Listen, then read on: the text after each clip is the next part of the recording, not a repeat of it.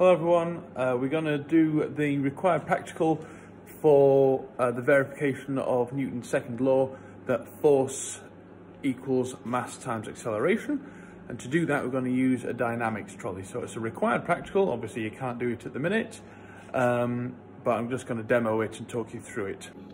So this is what we've got for our demo. We've got a dynamics trolley here.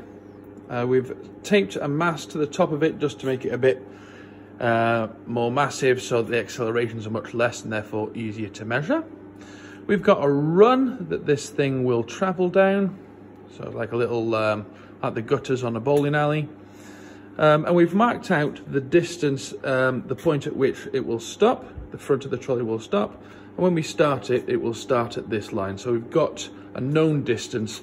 And the rulers don't just act as a guide, but they also allow us to measure that distance. Now, the trolley is attached via a string across a pulley down to some slotted masses at the bottom. Now, these slotted masses are 10 grams, so 0.1 of a newton. Now, there's 10 on there, 9 slotted masses plus the holder giving us 10. This means that the mass on here currently is 100 grams, which therefore in Earth's gravitational field will give us a force of 1 Newton.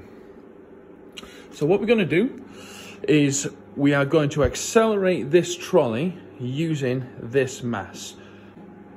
But the problem is, as we change the mass, the acceleration is going to differ. If we just take the slotted masses off of here and then just put them on the table, the mass of the whole system is going to change, because actually these slotted masses are not just accelerating the trolley, they're accelerating the masses as well. So if I just take a mass off and put them off to one side, the whole mass of this thing is going to change, meaning that we've got an unfair test. So what we have to do is, when we take off the mass here to reduce the accelerating force, we're actually going to stick it, or we're just going to place it on top of the trolley to make sure the mass of the whole system is maintained. So as you'll see on the sheet that will be attached, if we know the length that this thing covers, the distance this thing covers, and the time it takes to cover it, we can actually do some maths on that to work out the acceleration. Now, you don't need to worry about where it comes from, though you can leave it as an exercise to figure it out yourselves. But we've given you the formula, and then we're going to have a little look and see what these numbers get. Okay, so let's do one. Obviously I'm holding the camera at the minute, but what I would do is I'd use a stop clock, and I'd start the stop clock the moment I released it, and I'd stop the stop clock as soon as this trolley reaches this line. Now, it's important that when this trolley reaches this line, the slotted masses have not yet touched the floor, because as soon as they touch the floor, the force pulling the trolley in essence goes to 0.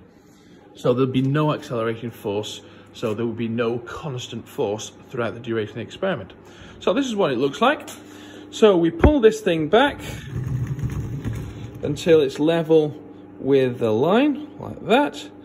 Now at this point, at the moment I release this, I would hit the stop clock, but I can't do that because I haven't got enough hands. So the slotted masses are pulled up to the top there. We release the trolley from this line, and it travels all the way to the end and bounces off it there. Okay. So what I'm going to do is I'm going to do the experiment. Each time I take off a slotted mass from here. So now I'm going to take off one slotted mass, and to maintain the mass of the system, I'm going to put that there. And then this time I'm going to repeat the experiment. From there, 3, 2, 1. Okay. And obviously for each mass that I take off, I'd do it 3 times, take off a mass, repeat it 3 more times. Okay? Okay, I did my experiments. Just having a quick look at the numbers for any anomalous results. That appears okay, that's okay, that's okay. That's okay. That's just about okay. This one here looks a bit dodgy, so I'll just do that one again. Okay, so it looks like that was anomalous. I did it again and I got 5.3 0.37. Okay, notice how the stop clock gives it to 2 decimal places, so all of my answers should be given to 2 decimal places, even if it is 1.90. Even if it was exactly 5.00, I should write 5.00, not 5 by itself. Okay, so the distance my trolley travelled was from 81.5 centimetres all the way down to 10 centimetres, travelling a distance of 71.5 centimetres, but we need it in metres, so it's 0.715 metres. So what I'm going to do now is work out my means, plug it into this column. I'm going to use the equation at the top of the sheet there. 2 times the distance, which is 0.715, divided by the time, the mean time squared, will give us our acceleration.